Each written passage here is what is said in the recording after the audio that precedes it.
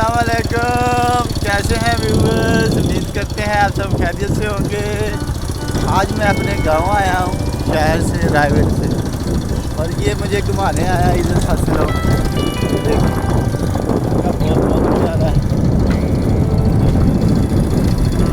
आपको हरियाली हरियाली नजर आएगी। अभी मैं आपको बाइक पर जाकर दिखाता हूँ।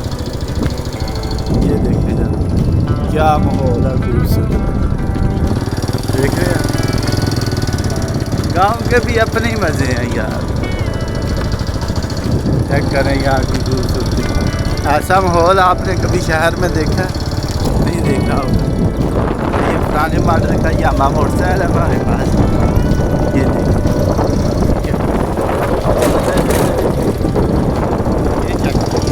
ये देखिए, ये ड्राइवर, ये हमारा रिश्ते में वो लगते हैं, साथ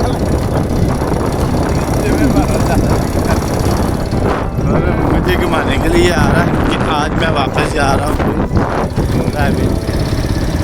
ये आपको हमारे इलाके की ये है हरुणाबाद, जीराबाद नगर, हरुणाबाद का इलाका बहुत खूबसूरत है।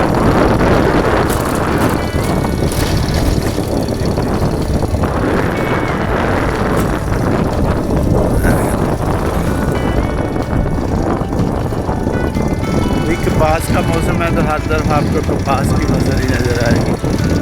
यहाँ पर ये देखिए।